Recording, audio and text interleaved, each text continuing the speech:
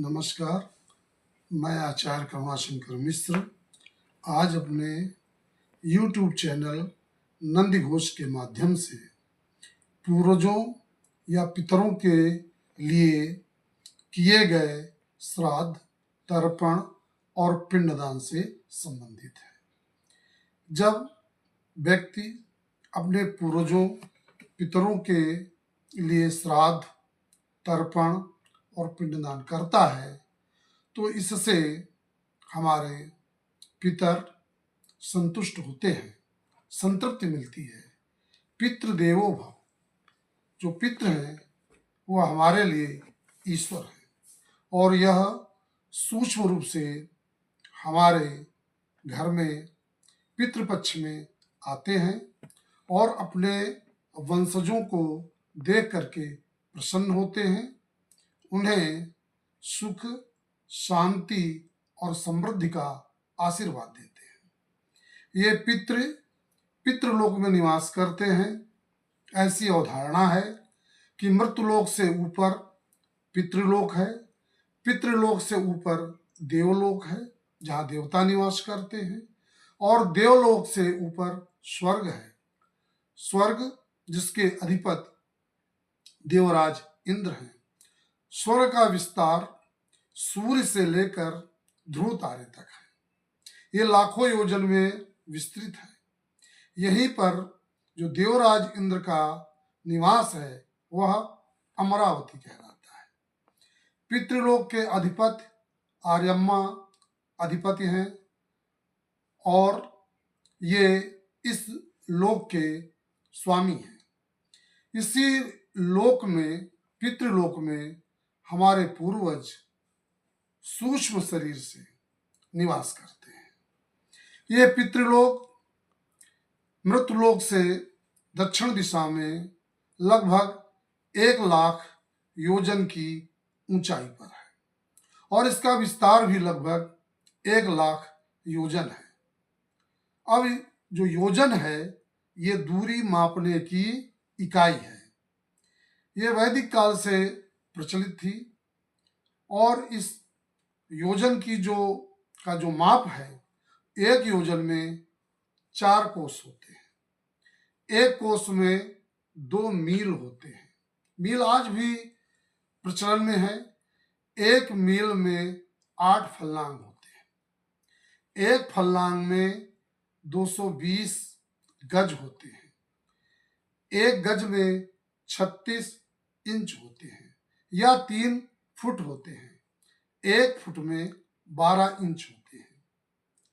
एक मील की लंबाई में आज की जो वर्तमान जो नापने की इकाई है किलोमीटर, वह एक मील में 1.609 लगभग दूरी होती है। एक मील में 63,360 इंच होते हैं या 1,760 गज होते हैं। तो इस तरह से योजन, कोस, मील, फल्लांग, गज, फुट और इंच ये उस समय प्रचलित थे। आज भी इंच, फुट, गज ये प्रचलन में है। तो हमारा पितृलोक मृतलोक से ऊपर 1,00,000 योजन की ऊंचाई पर स्थित है और यहाँ पर हमारे पितृ देव सूक्ष्म रूप से रहते हैं, जैसा हमने आपके सामने अभी ये बात कही है। पितृपक्ष इसलिए महत्वपूर्ण है कि इस पक्ष में पितृलोक के चारों द्वार खोल दिए जाते हैं और वहाँ के जो अधिपति आर्यमा हैं वह पितरों को ये निर्देशित कर देते हैं कि आप अपनी इच्छानुसार अपने वंशजों से मिल सकते हैं। एक कहावत है कि ये गुरु दिन है, इस समय पितृलोक के द्वार खुले रहते हैं।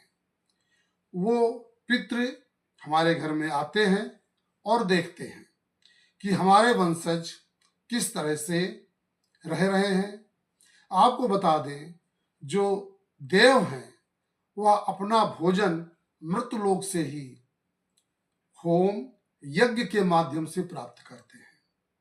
जो पितृ हैं वह तर्पण के द्वारा जल और पिंडदान के द्वारा भोजन ग्रहण करते हैं। जब उनको जल और भोजन प्राप्त होता है तो वह अति प्रसन्न होते हैं और अपने वंशजों को आशीर्वाद देते हैं, उन पर कृपा करते हैं। अब ये कुछ लोगों की धारणा है कि पितृ होते ही नहीं हैं, तो एक आपके सामने और बिना कर्म के हमें फल नहीं मिल सकता है। एक आपके सामने बात रख रहे हैं एक उदाहरण के द्वारा कि कैसे हमें पता चलेगा कि हमारे ऊपर पितरों का आशीर्वाद है। जब आप नदी के धारा के अनुसार तैरते हैं तो तैराक कम श्रम करके शीघ्रता से दूरी प्राप्त कर लेता है। जीवन में जब आप कर्म करते हैं और आपको कर्म के अनुसार अधिक सफलता मिलती रहती है तो आपको समझ लेना चाहिए कि हमारे ऊपर पितरों की कृपा है। और जब पितरों की कृपा नहीं होती है तो आप नदी की धारा में विपरीत दिशा में तैरना प्रारंभ करें, आप तैरेंगे, दूरी तय करेंगे, लेकिन उतनी दूरी तय नहीं कर पाएंगे जितनी धारा के अनुसार आप तय कर रहे थे, और आपको परिश्रम भी अधिक करना पड़ रहा है। तो इस तरह से आप अपने जीवन में अनुभव कर सकते हैं कि हमारे ऊपर पितरों की कृपा है। बहुधा आपने सुना भी होगा कि पितृदोष इनको लग गया है, तो इस दोष से मुक्त होने के लिए हमें पितृपक्ष में श्राद्ध, तर्पण और पिंडदान करना चाहिए। तर्पण एक बड़ी सहज प्रक्रिया है। जल का आप एक बड़ा सा पात्र लेते हैं और मुख्य रूप से कुश, गंगा जल, तिल, जौ, अक्षत इनका आप प्रयोग करते हैं। पुष्प ले लेते हैं और जो आप तर्पण करते हैं, पूर्वजों का नाम लेते हैं, तो इससे उनको जल की प्राप्ति हो जाती है। जो आप ये जल दे रहे हैं उन पितरों की प्यास बुझती है।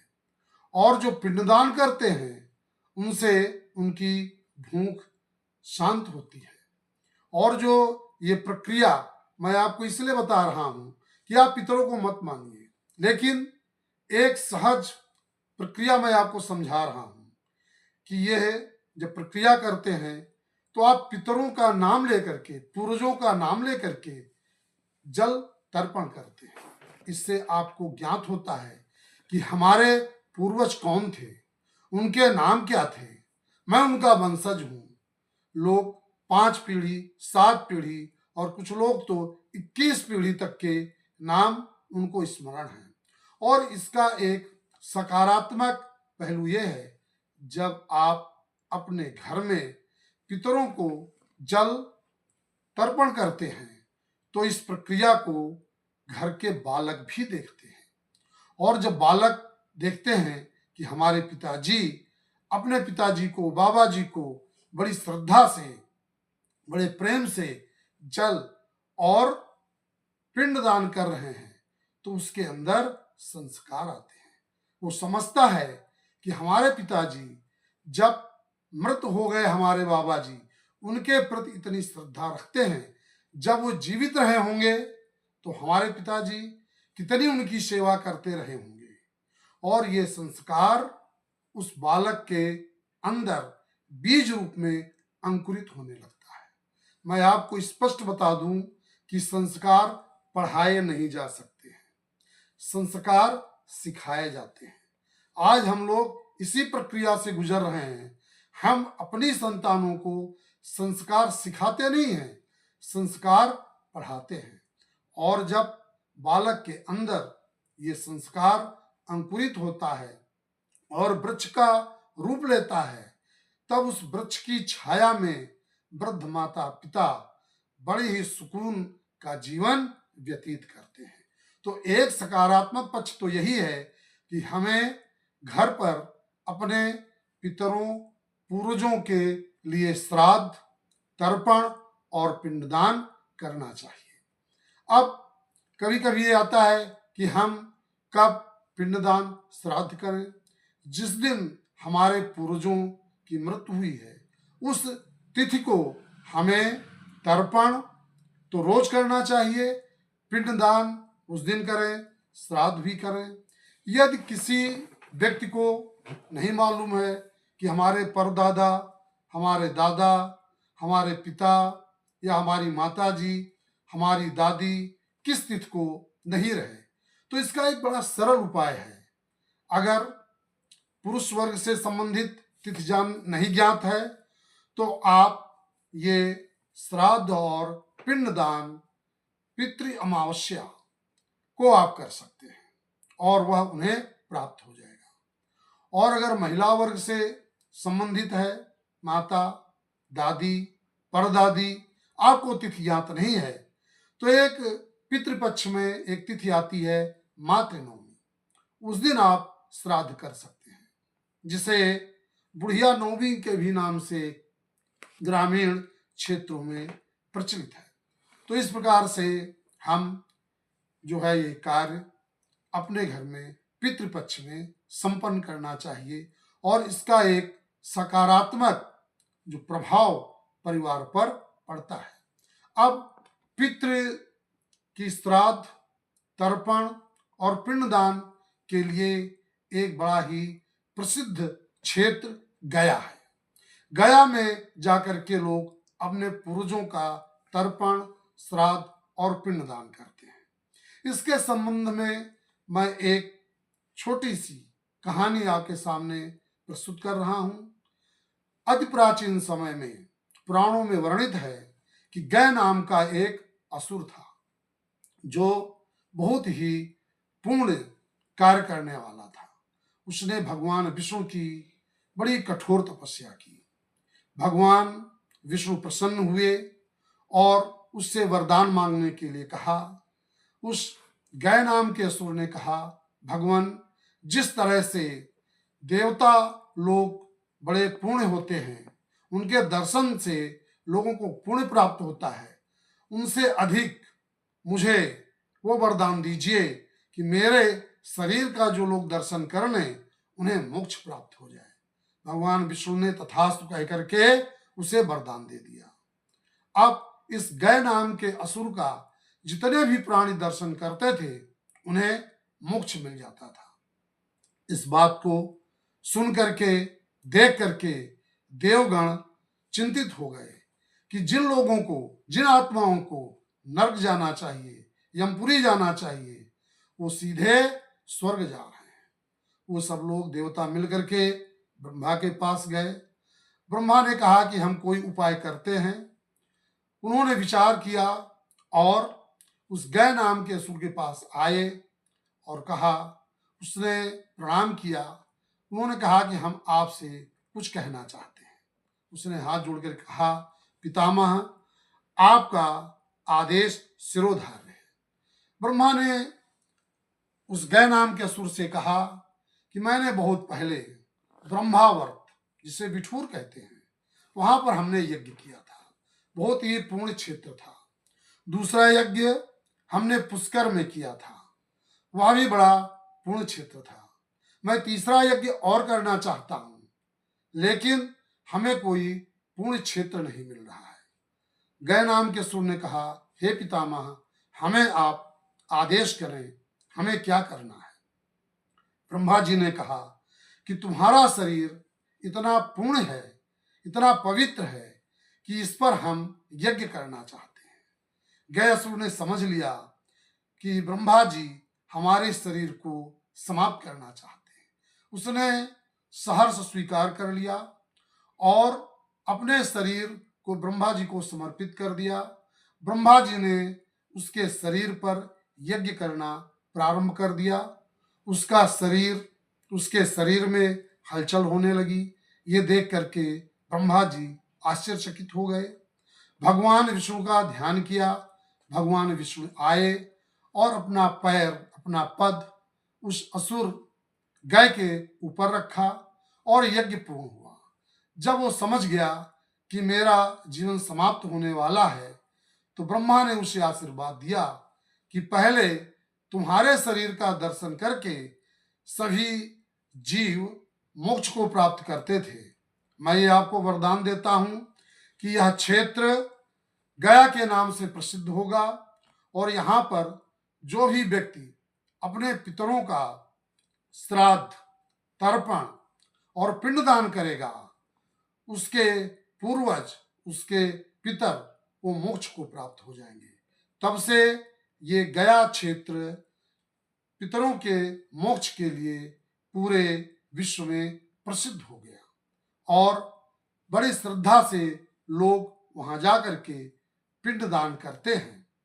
अब एक आपको और गूढ़ तत्व की बात मैं बता रहा हूं कि पितर में दोनों पक्ष आ जाते हैं। पितरो संस्कृत शब्द है, माता च पिता च, लेकिन माता की अगर गया करनी है, माँ के लिए है, दादी के लिए है, परदादी के लिए है, तो इसका भी विधान एक दूसरा है।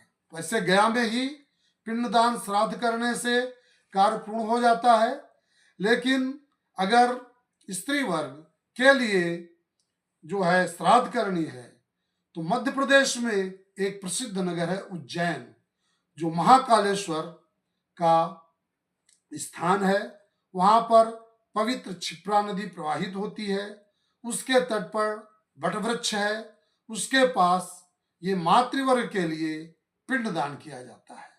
भारतवर्ष के बहुत से लोग अपनी माता, दादी, परदादी के मोक्ष के लिए उज्जैन जाते हैं और वहां पर मातृ के लिए ये गया करते हैं। तो इस तरह से आप देखते हैं कि पितृपक्ष में तर्पण और पिंडदान और श्राद्ध किया जाता है। अब श्राद्ध का अभिप्राय है लोगों को भोजन कराना, और इसमें पिंडदान, दान शब्द आया है। मैं बहुत समय आपका नहीं लेना चाहता हूं। दान के विषय में मैं थोड़ी सी चर्चा कर रहा हूं। और धन की सबसे उत्तम गति दान है, और बहुत से लोग दान करते हैं, बड़े बड़े मठों में दान करते हैं, ट्रस्टों में दान करते हैं। लेकिन दान करने की ये प्रक्रिया बहुत अच्छी है, बहुत श्रेष्ठ है। मेरा विचार इस प्रकार की बात करके किसी के मन को आहत करना या उसकी भावना को ठेस पहुंचाना नहीं है, लेकिन एक प्रयोग करके आप अपने जीवन में देखिए। जब आप दान कर रहे हैं तो दान देने के लिए आप एक ऐसे निराश्रित लोगों का चयन करें जो असहाय हैं, और उनको यदि आप दान करते हैं तो यह दान महादान कहलाता है।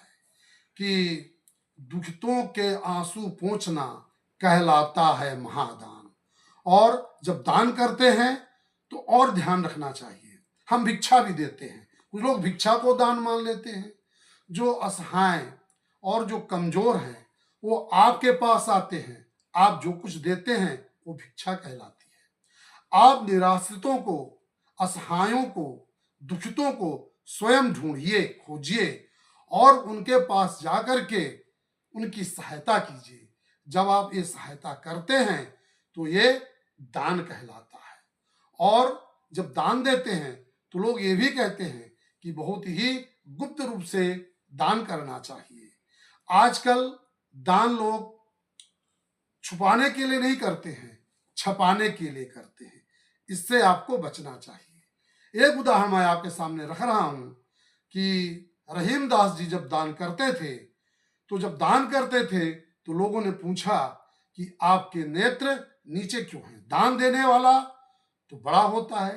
रहीमदास जी ने कहा नहीं, दान लेने वाला श्रेष्ठ होता है। और उन्होंने जो दोहा कहा वो कितना सुंदर है कि दान के विषय में जब उन्होंने कहा कि देनहार कोई और है, देत रहत दिन रैन, लोग भरम हम पर करें, याते नीचे नैन। हमारा कहने का अभिप्राय यह है कि आप जब दान देते हैं तो दान देने में उदारता रखिए, और कभी ये मन में इच्छा न रखिए कि हमारा नाम संसार के दानियों में बहुत ज्यादा आगे रहे, और तभी आपको यह पुण्य फल मिलेगा। हमारे जो पितर हैं जो पूर्वज हैं इस प्रकार के दान को देख करके अति प्रसन्न होते हैं, और जब उनकी कृपा और आशीर्वाद प्राप्त होता है तो घर में सुख, शांति और समृद्धि आती है। इन्हीं वचनों के साथ मैं अपनी वाणी को विराम देता हूँ। पितरों के चरणों में कोटि सा नमन करता हूँ।